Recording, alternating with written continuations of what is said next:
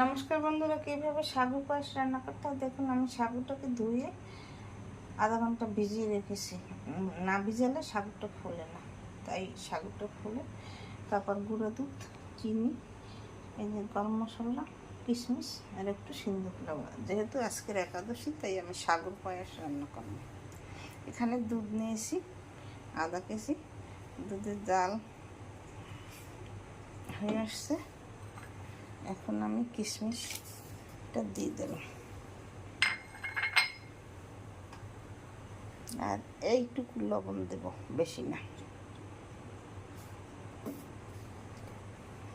এখন চিনি দিয়ে দেব। সাগু পায়েস রান্না করতে বেশি সময় লাগে না।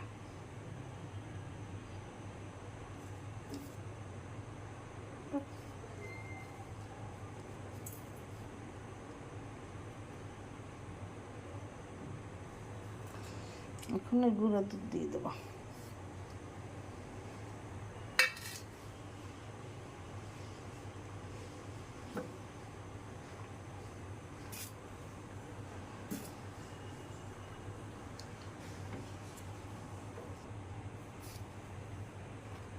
দুধে জাল হয়ে গেছে। এখন আমি সাগুটা জলটা ছেঁকে দিয়ে দিলাম।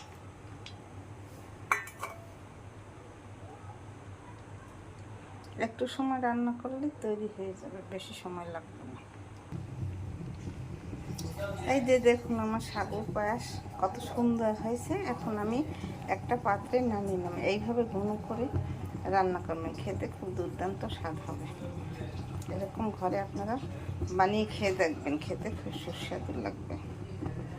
দেখুন কত সুন্দর হয়েছে। এই যে দেখুন সাগুর পায়েস আমার তৈরি হয়ে গেছে। কি সুন্দর পায়েসটা হয়েছে, খেতেও সেই দুর্দান্ত স্বাদ হবে।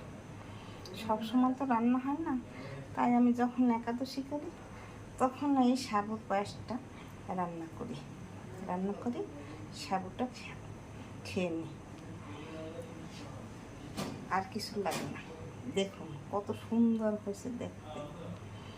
আপনারা এরকম ঘরে তৈরি করে খেয়ে আমাকে কমেন্ট করে জানাবেন সেই স্বাদ। নতুন নতুন ভিডিও পেতে আমার চ্যানেলটিকে শেয়ার করে পাশে থাকবেন। লাইক কমেন্ট শেয়ার দিয়ে পাশে থাকবেন। আমার ভিডিও ভালো লাগলে। ধন্যবাদ, থ্যাংক ইউ।